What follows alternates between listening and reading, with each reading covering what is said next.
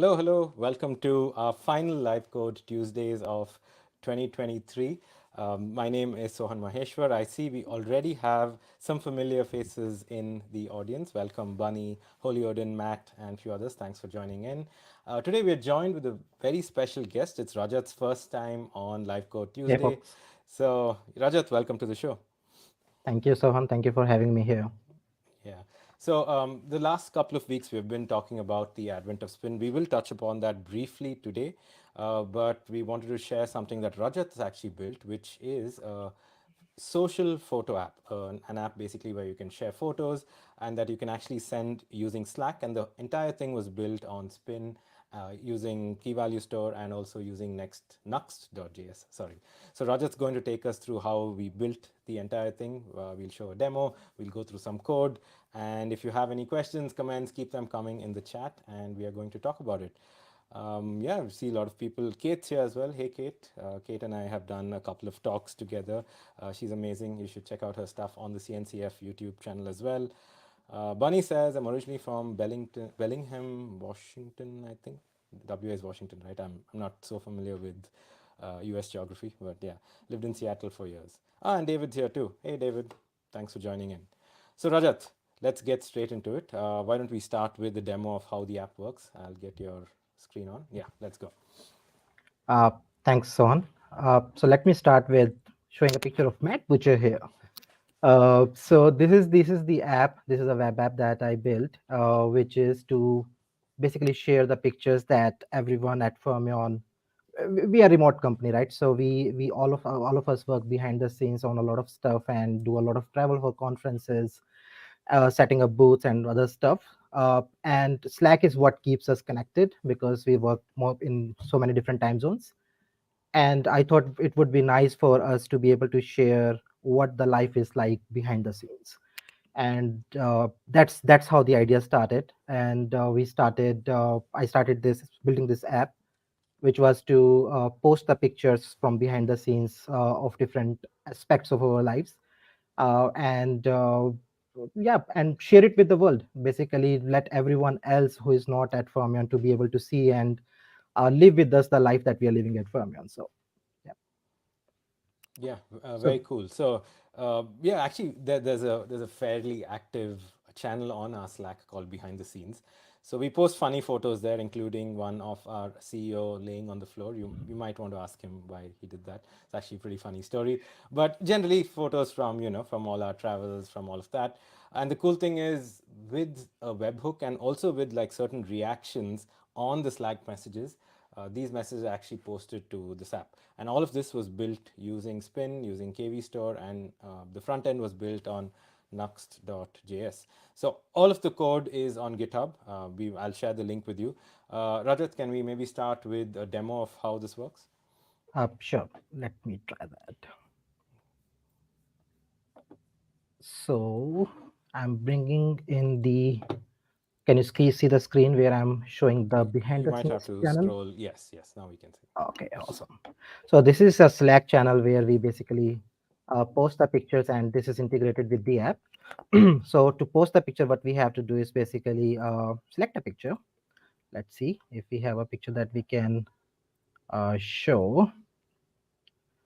I Let's actually see. suggested to Rajat that we should take a photo of us doing the stream, put it on the behind the scenes channel to talk about the behind this, but it just got too meta. So, All right. So I selected a picture, a random picture, and all I have to do is I have to tag the bot. With this bot is basically it is a way to mention the app, and this will basically trigger a webhook to our app. And what we also wanted to do as part of this app was to make sure that people feel comfortable when posting pictures in our Slack, without having to worry that, okay, if they are posting the pictures, it will automatically go to public web. So what we did is we built in some sort of approval here. So what user have to do is they have to add a message sign off, and only if they add the message sign off is when this picture will get posted on the web. If the sign off is not there, it will not get posted. So let's try this. Live demos generally are dangerous. Let's try that. yeah, we'll do a prayer to the demo gods. Thank you. Yeah. So So the yeah, picture that I posted here is from our roadshow that we did back in August in India. And let's see if it works. And we'll refresh the page here.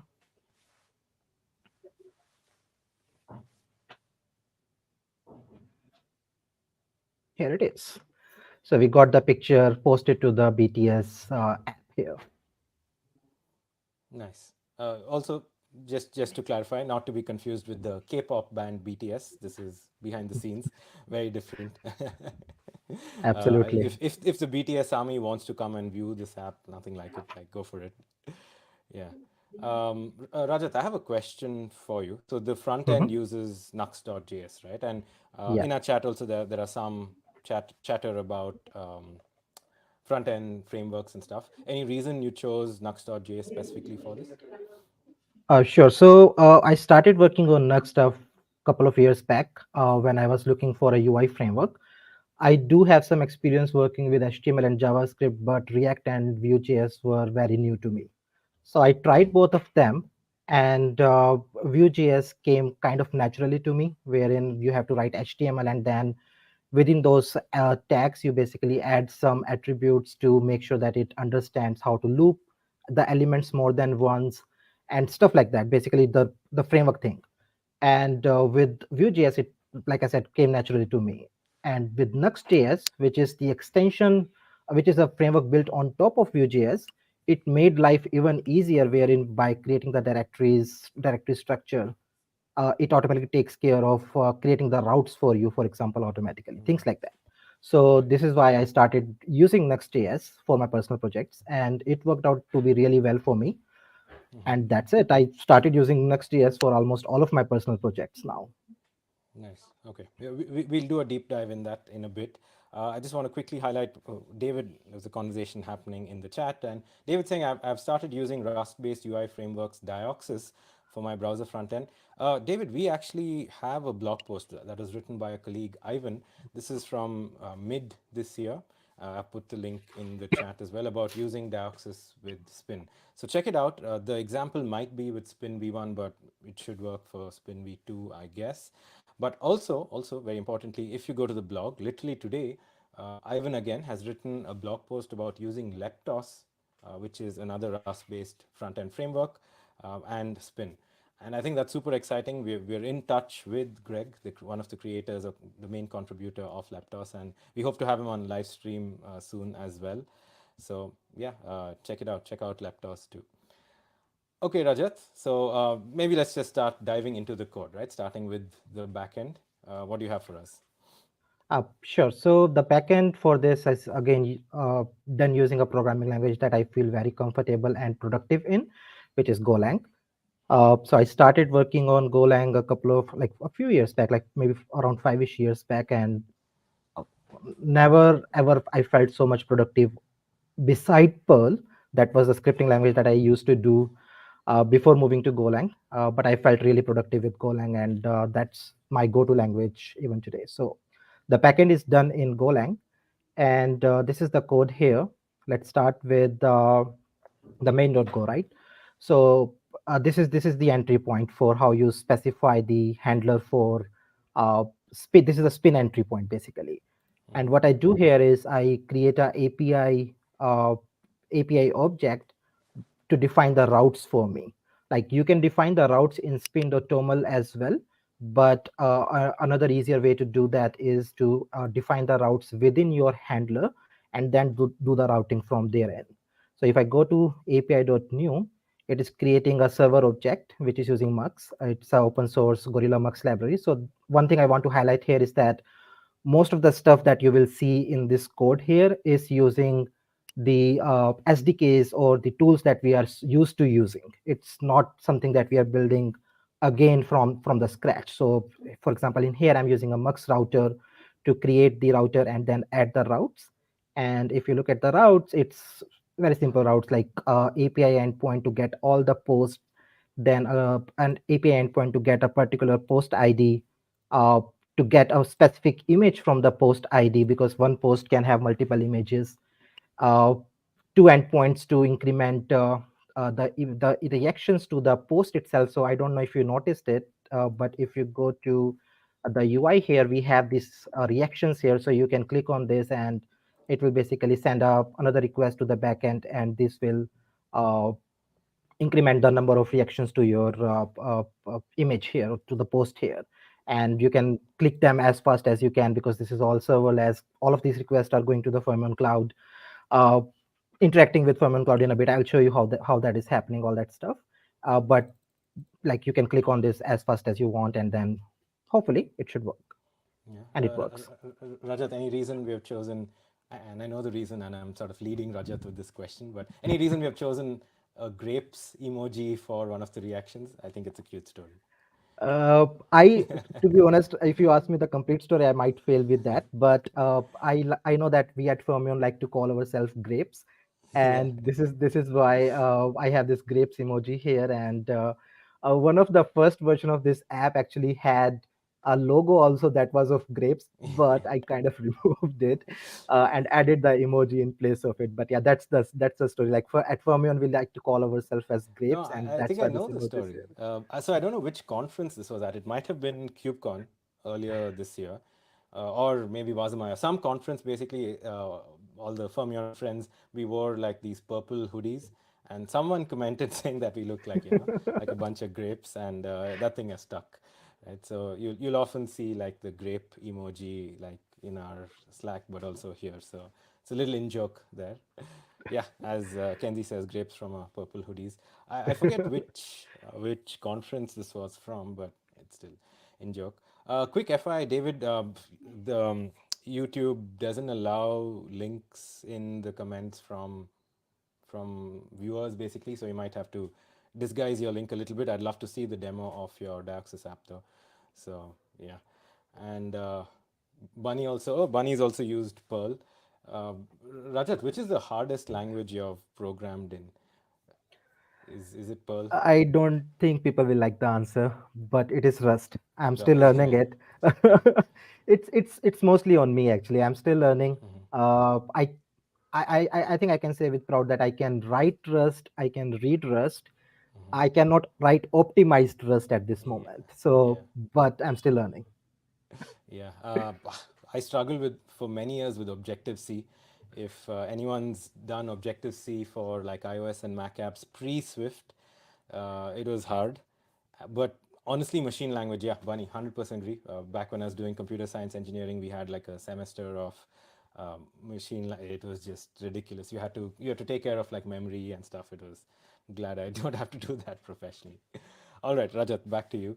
So yeah, go ahead. Right. So you've built that part of the backend and you have reaction. Then it's all serverless. Let's maybe dive into the code. Sure. So it all starts with the webhook, right? So when we mention the bot in the Slack message, a webhook event is sent to this app at /API/Slack, and this is where we start the handling of this request. So the first thing what we want to do here is we want to verify that the message was authentic message, because this is a public API. Anyone can post a message with random pictures. We don't want to post those pictures on our BTS app. So what we ended up doing here is we verify the signature, and what we do is we use Slack and Slack's SDK. So if you go to Slack here, it's a Slack client again, pointing out that we are using the Slack SDK for this and not building something of our own. And what we do here is when we create the client for Slack, this is where we are creating the Slack client. What you would notice here is that we are passing along it a HTTP client here. So HTTP client is Golang's way of saying you can use this client for making the request, outbound request, outbound HTTP request. What we are doing here essentially here is we are providing SDK, a Slack SDK, the client that we created and provided by Spin HTTP. So what this means is that when we make a API call to Slack from our serverless app, it is going through Spin HTTP client, which is something which we provide, because WebAssembly is a capability based system, right? So through this we are providing the capability to our app that you can connect, make an outbound connection, and make an API call basically to Slack here. What we are doing next here is like let's dig a little bit deep into Slack new client. In this one, what we are doing here is we are making use of the configuration that is provided again by Spin and Fermion Cloud. So what we do here is we are fetching the value of Slack token to authenticate to the Slack API, and we are getting it from the variables API. So this thing comes for free with the Fermion Cloud and Spin, that you can provide your configurations as variables, and then you can fetch them at runtime using just like I'm showing here variables.get. And this variables is nothing but a package which is provided and comes with Spin Golangs SDK. If you're using a different language, they come with their own SDKs and their own version of the get function, but this is Golang's version of get. So what essentially we are doing here is we are fetching the Slack token from the key value pair that we, oh, no, I'm sorry, the variables store that we have provided with Fermion Cloud. And similarly, we are fetching the signing secret from the same variables store. And then we are creating a new client for Slack using, and again, if you notice, we are providing it a HTTP client here. And if you notice here, it is no longer as spin HTTP.client, it is HTTP.client, which is provided by Golang so that it is compatible with Golang's code, right? Like this is an interface that is now compatible with other stuff. So we don't have to, after this, we don't have, there is no differentiation from Slack API perspective that it was a HTTP client or a spin HTTP client. That distinction is gone now in this case here. Now, what we do, if you come back to the webhook handler, we created the new handler, and we are going back to the handle function again. So in here, we verify the signature. And as part of the verify signature, what we do is this is again the Slack SDK's function that we are using here with the secret that we just fetched from our variables store and verify that the signature is valid. Once we verify that the signature is valid, then we parse the event. And like Sohan was mentioning earlier, we handle 2 or 3 different kind of events as part of this app. One event is to handle the app mention, where we mention the boat by basically tagging it in the message. The second one is by adding the reactions. I will get to that in a minute. There is a third type of event that we have to handle, which is the Slack URL verification. Basically, this is when you create a new Slack app. Slack basically wants to verify that your app URL is valid, and then it sends a hook to the webhook, and then we have to basically respond with a particular challenge that Slack sent as part of the request. And that's what we are doing here as part of the URL verification. But this is like, if you look at the handler, it is pretty simple. We get the input, and whatever we get as part of the input, we basically send the challenge as part of the response. A very simple handler for a URL verification. What is more interesting here is the handle callback event. So in this one, if we go here, like I mentioned, there are 2 type of events that we want to handle here. One is the app mention event, and one is the reaction added event. So let's look at the app mention event to start with. So what we are doing here is we are doing an assertion here on a type, or this, again, we are using the same SDK, Slack SDK, and we say that, okay, this is the app mention event. So we have a different handler for app mention event. So if we go here, what we do is we first of all check if the post exists or not in our persistent store. In this particular example, we are using KVStore as our persistent storage. So diving into a little bit of persistent storage, how we are handling it. If we go here in the post folder, there is a store here.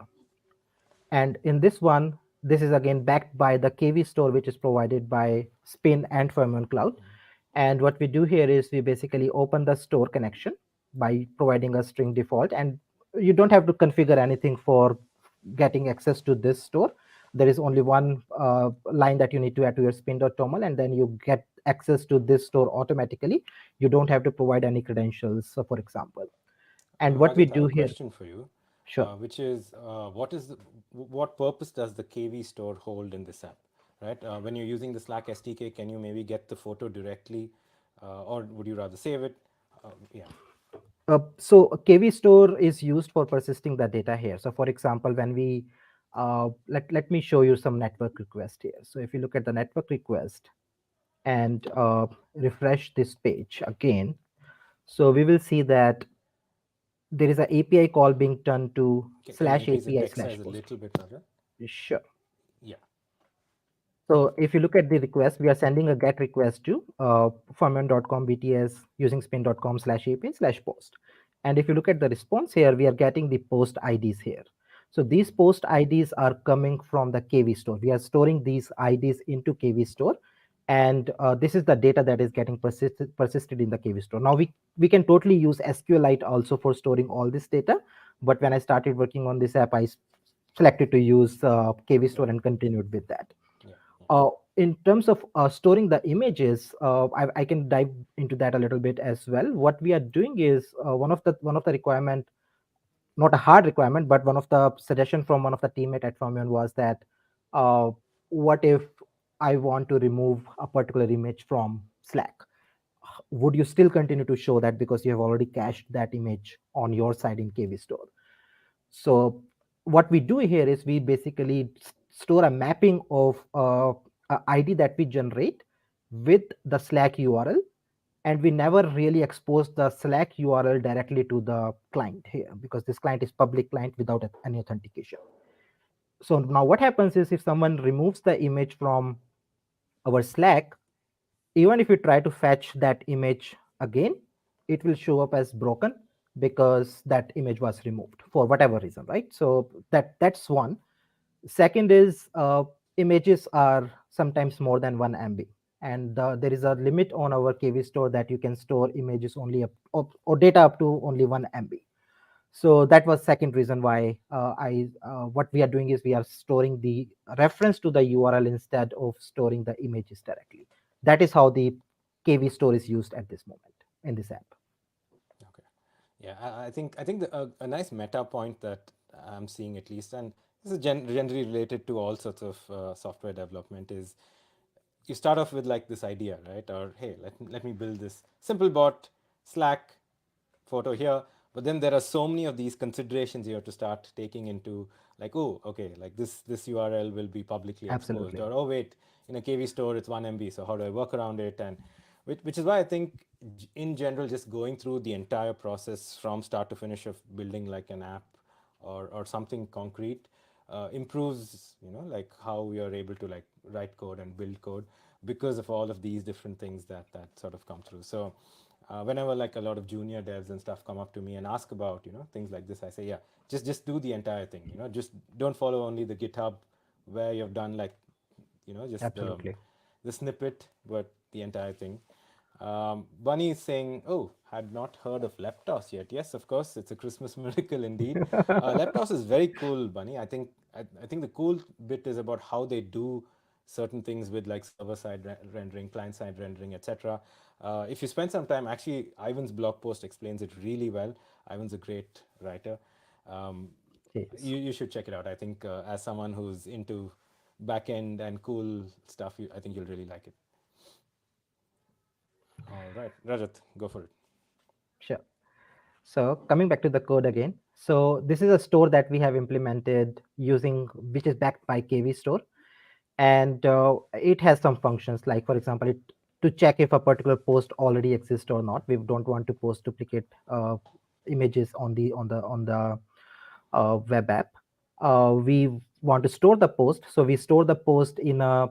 So see, in KV Store we can store only the data in bytes format, right? So what we do is we JSON marshal it, and then store that JSON marshaled data into the post, into the KV. And if you look at the post data here, what we have is we have a message that I currently do not expose on the UI, timestamp when this was posted, a list of image IDs. This is the internal image IDs that we are creating as part of the post, and then approved to mention if the post itself was approved or not. And these are the reactions that you saw uh, in the UI. So we what we do is we JSON marshal it and then store the bytes into the KV store. And to check if that particular post exists or not, we basically fetch the data from KV store and then verify if it exists or not. So as simple as store.exist and then the post ID here. This is the ID here. So coming back to the webhook again, what we do is as part of the callback event for app mention, we first of all check if that post exists in KVStore or not, in our persistent data or not. If it already exists, then we just say, okay, this post already exists. We don't need to do anything here.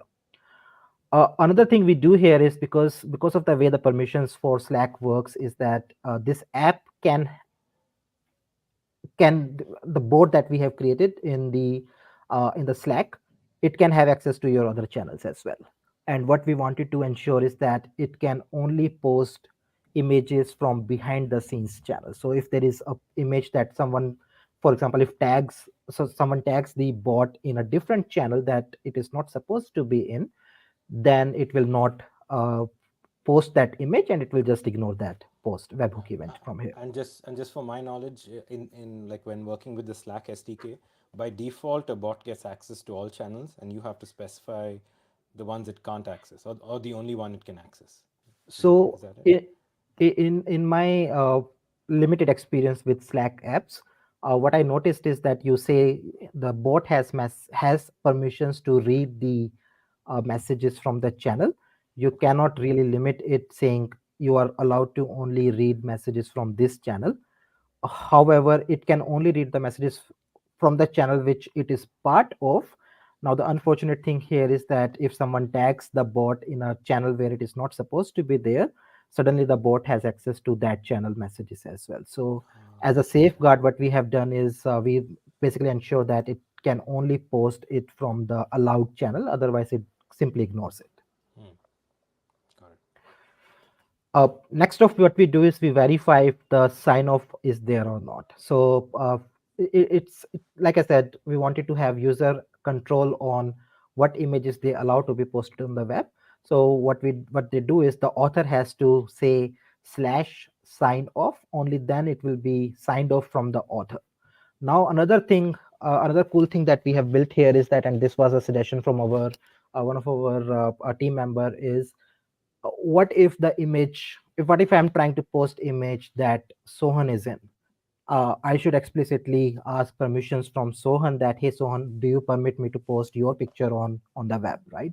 So what we did there is we built a verify event for that also. So I can try to demo it, but no promises that it will work or not. So let's try that. Sohan, would you be I able to approve one of the post? Yes, Okay, so I can log let into. me try to post another picture here. Okay, just some random picture. Okay. And what I'm going to do is I'm going to stack the bot again. I'm going to sign off from my side, but I'm going to ask Sohan to approve it as well. So if I tag a user, that user has to approve uh, the post. Only then it will be posted on the channel or on the web event. And just to verify what emoji I'm using, because this is all controlled by emoji, I have to verify that. Hold on a Ah, second. is it the frog looking, or is it the lizard? Yes, I think so.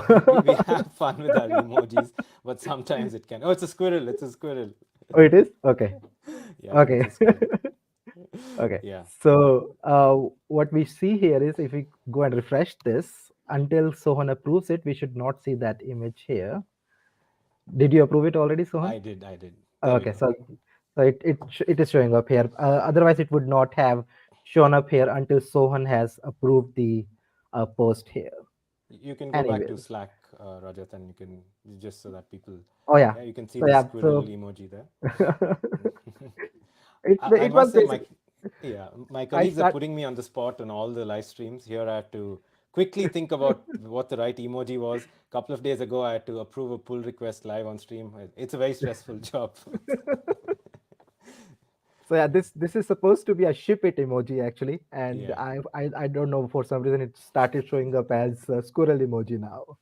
yeah. Anyway, so coming back to the code again. Uh, so what we do here is, now it is the app mention event handler again. So we verified that if the post was signed off.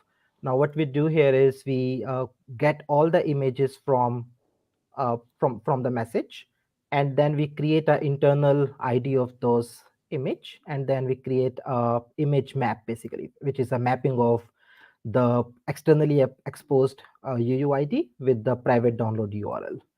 And then we create a post object, and then we store the post. Store the post is basically, like I said earlier, we open the KVStore and marshal the post object, and then store it in the KVStore here. So that's the life cycle of when you post a picture, how it gets a webhook event trigger to this app, and how that is stored in the KVStore here. Nice. And Now, sorry, Rajat. go ahead. Can you show that part where you do the emoji reaction as well? Maybe just quickly, if Oh we yeah, can look at that code again. sure thing, sure thing. So in this one, the second one is handle reaction added event. So again, the same thing. We want to verify that the it is coming from our loud channel, and then what we do is we use a different API this time, because you see the event that was sent to this webhook is different when a message is posted and app is mentioned versus when a reaction is added to the emoji. So what we do here is we get the conversation history, and then we verify that it's a sign off or not. And if I go to the verify sign off, we first of all verify that the users have completed it, like they have done the sign off. And there is a squirrel emoji which was added to that message. Basically, that's Nice. that's our approval here. And That's if the it one. is Yeah. up, then we basically verify that whosoever was requested for approval versus who has added the squirrel emoji, basically who has approved the post, and based on that we post the picture on the web or not. Nice. Awesome. Let me. Very quickly for everyone, maybe we'll take like a small detour to talk about advent of spin. So I'm sure most of you all are familiar with what advent of spin is. Last week we debuted challenge 3. We're going to keep challenge 3 open till the end of next week, or till the end of the year at least. So if you haven't already submitted to challenge 3, I'd suggest going ahead and doing that now. Holy Odin, I know you mentioned you played around with the serverless AI and prompt engineering, so here's your chance to try out challenge 3. We will be launching challenge 4 tomorrow, so watch out in our Discord. If you're not part of it already, this is our Discord, and we will be announcing it there. Sorry for the delays. Sometimes a little slow in the holiday season, but rest assured we will launch challenge 4 tomorrow. Right, and again, we're keeping challenge 3 and 4 open till the end of the year, so you have your time, play around with it, and we promise it's going to be fun. Rajat, did you get a chance to try any of the Advent challenges? I was going to start working on challenge number 3 today, but I Okay, didn't get a nice. chance. But I want to Okay, complete that challenge. Yes, yes, yes. I've managed to do 1 2 3. Hopefully, I get swag nice. as well. If Karen, if you're watching, but yeah. Um, okay, actually, oh, Bunny saying I'm having issues with the Go spin llm.info. Will publish current state, but it's not working well. Rajat, you're the Go expert here. Any common errors that you may have run into? I think to start with, it would be that we have the right model that we have uh, specified in the spin.toml. Like you have to specify the model correctly, and the name of the model should be a specific model name in the LLM info, the first parameter of llm.info. Those are the two things I would check to start with. If both of them does not resolve it, I think the next obvious step would be to create a issue on spin repo, and one of us can go and look at it to see what's going on there. Yeah, or alternately, just jump on our Discord, Bunny, and we can maybe help you Absolutely. debug it. Are you using the cloud GPU to test? I think that's the best way to test, as opposed to deploying it every time to the cloud and testing, or downloading a model and running it locally, which can be time and resource intensive. So yeah, uh, we're happy to help you on our Discord as well. Holy Odin, who also I think uses Go, saying might be the token thing as well. So yeah, it could be one of those things. Karen's here. Hey, Karen. Yeah, sorry if I put you on the spot there. I was just joking around, of course, with the swag thing. Yeah, yeah, Rajat, let's go. Cool. So what we have seen so far is the webhook side of the things, where Slack sends a webhook and then we post the picture by storing it in KV. Now, how actually we are retrieving that on the web app side is what I'm going to share now. So, like you can see, there is a post API. So if you go to the network request again, which I find to be very useful for showing things like this. So if I refresh this page again, the first thing you see here is the post request. So what we are doing here is we are making a request to slash API slash post. And if you go to the backend here, this is the API that is getting called here. And if you go to the get post handler, what we do is we are calling a function get all post keys. And again, open the KV store, get all the keys, and then filter the keys which have a prefix. Like this is the prefix I kind of created, which was my stupid way of saying, okay, I don't have SQLite database right now that I'm using, so maybe I will just create a identifier that will help me tell that this particular key is a post data. And this is because it is a key. I append them into a slice and send it back as the response here. And this is the response you are seeing here in this network request. These are the post IDs that we have created in the KV store. Now what we do is, this is where the UI side of the things come into the picture. What we do is we iterate over the post IDs and load these components. These are the view components that we are loading. So let me shift gears here and then go to the UI side of the things a little bit. And what we do here is we have components, and we have post component, and this is the post list. In this one, what we do is we basically fetch the post, and then for each post ID we load a view component named post, which is in this list here. And if what we do here is, as part of loading this component, we fetch the complete data of that particular post. So that is the second, these that is these APIs that we are calling here. So you will see that for each post ID, we are making a network request again to the our serverless app from OnCloud, and it returns back the post data directly. So it tells us what are the image IDs which are part of this post, when was it posted, which is the ID, what is the message, which we are not exposing on the UI as such right now, how many number of grapes reaction and how many number of heart reaction. So all this is coming.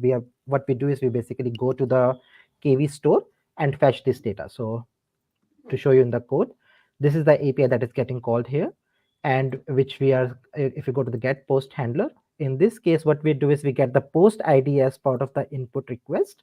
And we also verify again, like if the post is approved or not, right? So what we do is we get the post, and get post is nothing but getting the data from the KV store, unmarshalling it into a post object, and then send it back to the user if the post was approved. So if the post is not approved, we just say that the post is not approved and return an error, not found error here. Uh, what we do also here is that we uh, uh, remove the internal Slack URLs from the response that we are sending back to the client side, again just to prevent us from exposing the internal URLs by mistake. So if we go to the UI code again here, what we do here is, like I was showing you in the response here, that we have image IDs, which is an array.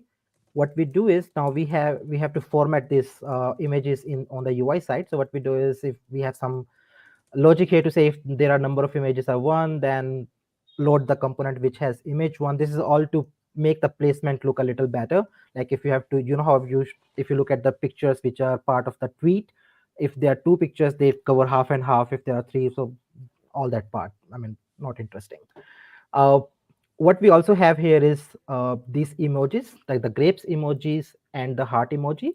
And these are the functions that we call whenever we click on the emoji here. So what this function is doing is increment grapes.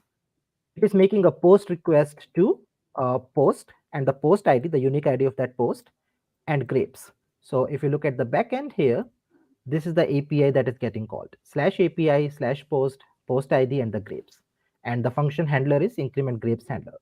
What we do here is we get the post ID, get the post, and increment the increment the grapes number of grapes reaction here, and then store the post back into the KV store. So we fetch the value from the KV store, increment the value, and then store the updated value in the KV store. We are doing that for each request that we are sending in here.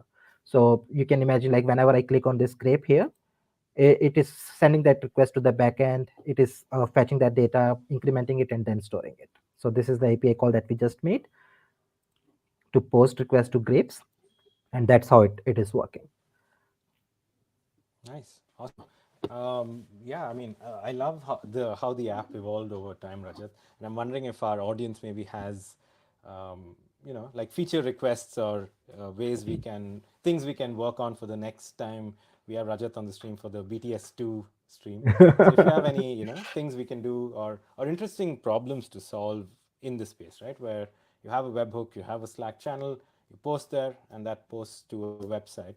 How can you make this experience better for either the viewer or whatever? Yeah, hit us up in the chat.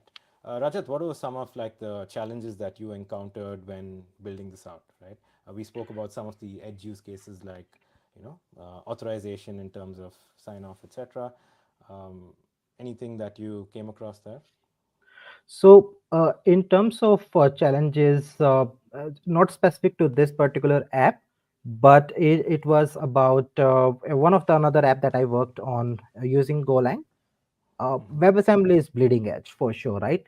There are so many. There can be some rough edges here and there. You will encounter some rough edges, but the point is that community is making great progress in making sure that those rough edges go away.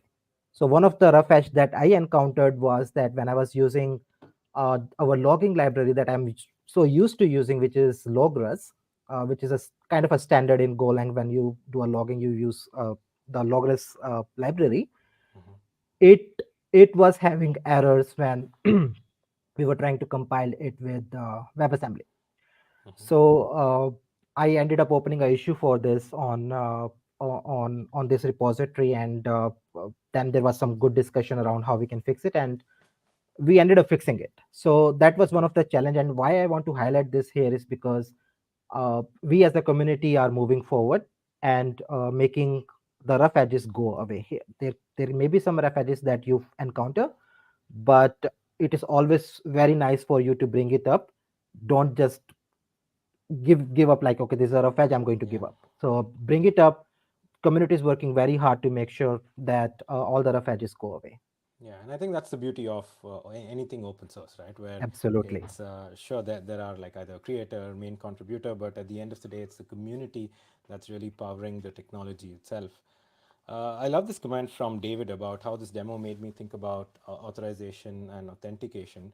100% agree, David. I think Rajat spoke about how it is a public facing app, but also you have a private Slack channel. So how do you do that? And maybe you're referring to the HTTP middleware example from our GitHub, which I will link right now, which uses the component model essentially to get a component that does the authentication authorization for you. Right? So if you're writing a WebAssembly app or a Spin app, you needn't necessarily know or care about how the authentication authorization has been done, as long as you say, okay, this component can actually do it. So all you have to do is add that component to your app and it can actually get that done. I'm going to link this very soon, but I think it's a very cool example. In Exactly. fact, I demoed this at a meetup recently as well, Rajat, and people are pretty impressed. I love the demo as well because it really shows the power of the component model. I Exactly. think, right? Yep. So one of the other thing I wanted to show up here is that one of the other challenge that I had was loading of these images, right? So if I refresh this page again, uh, you might notice that it is loading partially and then loading stuff like that, right? One of the previous version of this app was using using because like I mentioned, it's a private image, so I we cannot basically have the client load the image directly. What we have to do is we have to load this image on the server side and then somehow proxy it to the client side. So one of the previous version, what it was doing was it was fetching the image from Slack, storing it in memory, and then sending it back to the client, which was slow. And thanks to Spin 2.0, which introduced the streaming API support, what I was able to do was I was able to switch. I'm sorry. I was able to switch the API from using non-streaming version to a streaming version. So let's try to see. So if I copy this URL image link here and open a new tab, what one thing you might notice here is that it is a streaming API.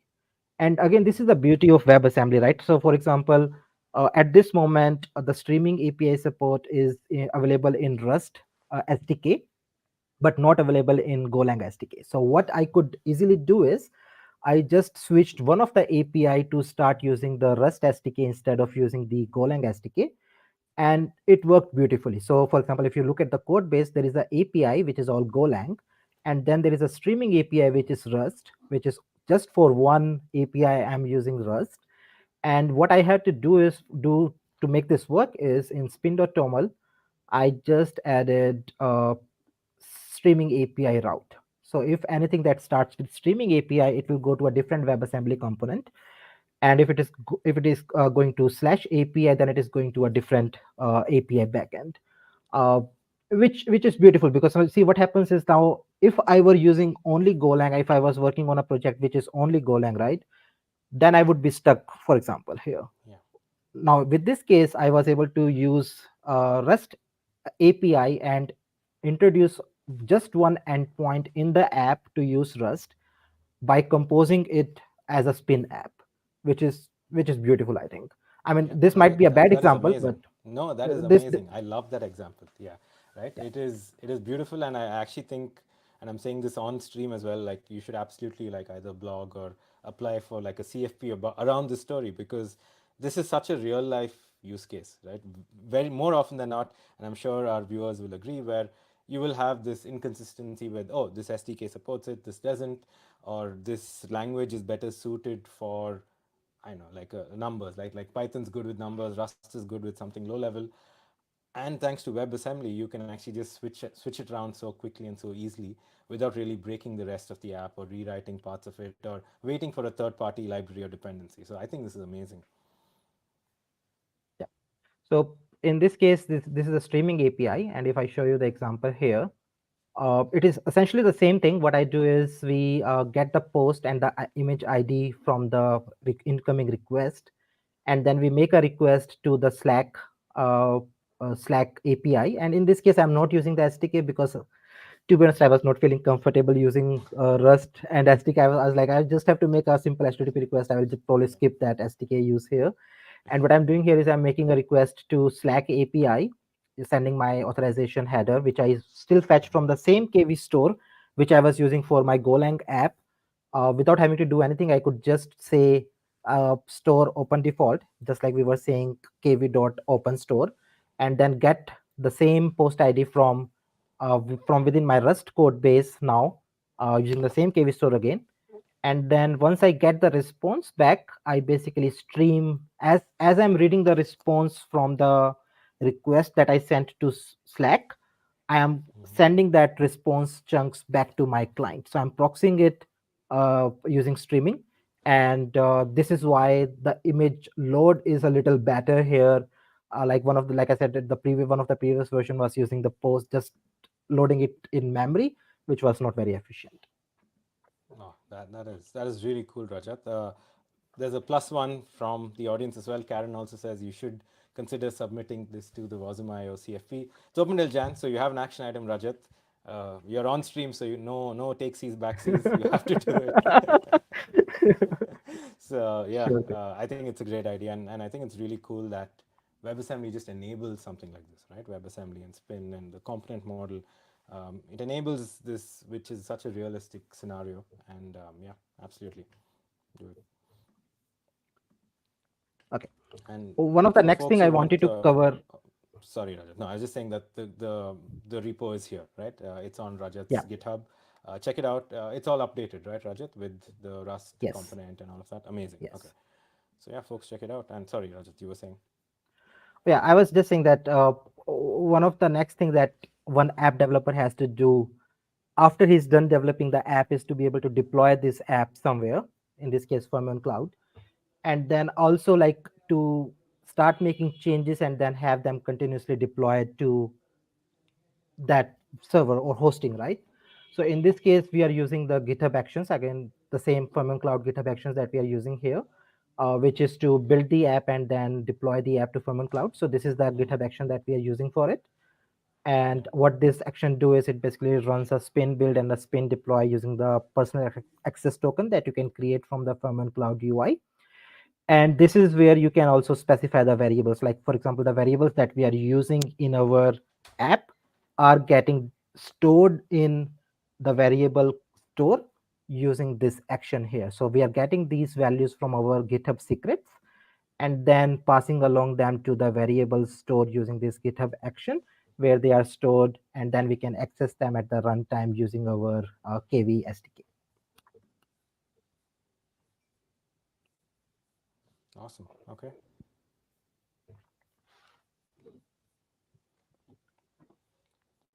And yeah, so sorry, I just got a notification about my camera. It doesn't matter. Yeah, so folks, the repository and all the code is on the link that you see at the bottom. Check it out if you want to play around with it. You can always fork it and push edits to it as well. It is again open source, but yeah, would love to see it. Um, if you haven't already, again as a reminder, um, Advent of Spin is still on. Challenge 3 is still open till the end of the year, and we will be launching Challenge 4 very soon as well. Um, keep a lookout on our Discord, or also if you get our weekly newsletter, which goes out every Thursday. You'll find an announcement there. If you don't get our weekly newsletter that goes out every day, go to fermion.com and sign up for it. Again, very developer focused stuff. So you'll get like tech things in the WASM space with Spin and Fermion Cloud and so on.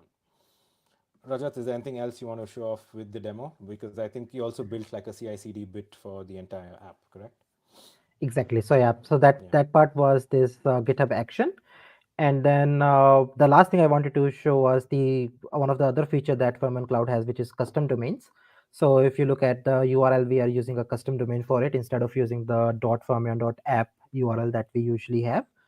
So yeah, so it kind of adds to the story itself, right? It is a Fermion behind the scenes app, which is built using spin.com.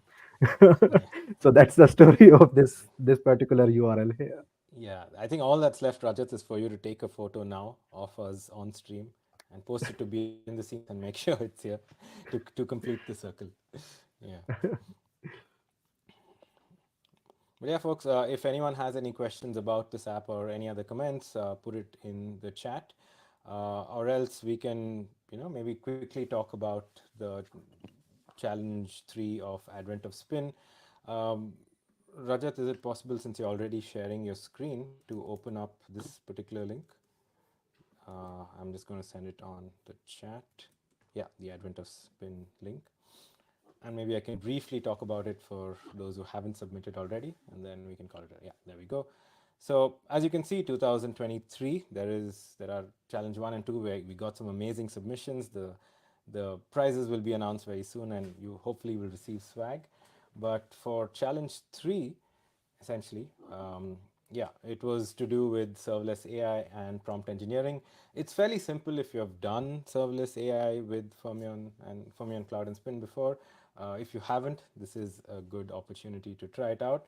Essentially, you post something with you send a post request, to an endpoint, and you get back three things. You'll get like a place, some characters, and an object, and then you have to use all of that to spin a story around that using serverless AI, right? And this is a large language model like Llama 2 Chat, so that part shouldn't be too difficult. I think the key comes into how you use the number of tokens in constructing a story, how creative your story is. I submitted mine in the form of hip hop lyrics. Some other people have tried some other cool stuff with it. So yeah, you can submit it, and then if you're not familiar, you can use Hurl, which is another open source tool to actually test it out and also submit this particular thing. So again, very straightforward. Send a post request, do some fun things with the prompt engineering, and then send the story back. And yeah, we hope to see many submissions from y'all soon. That's it. Rajat, any final words about the social app? Any future plans that you want to build with the social app and that sort of thing?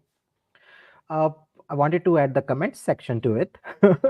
Nice. Basically, to open it up to public to add comments and then Hmm. use serverless AI to monitor those comments if it is not suitable for showing, then Hmm. just remove them. But that is the next feature that I'm Next feature. thinking of implementing, which will use from your own AI inferencing and same KV store for storing the comments. Awesome, cool. So yeah, we hope to see you on a future stream where you're doing this. To everyone else in the audience, Karen, David, Bunny, Holy Odin, Matt, anyone else I missed, my apologies. Oh, Kenzie, and a few others. Thank you, and Kate as well. Thank you so much for joining in. This is the final Live Code Tuesday of the year. Next week, most of us are off for the holiday season, but we will see you on Jan 2nd, same time, same place, same back channel. If you get that reference, awesome. And yeah, thanks so much for joining again. Season's greetings, and we will see you soon. Rajat, thanks for joining. Everyone else, My see you pleasure. soon. Bye. Bye.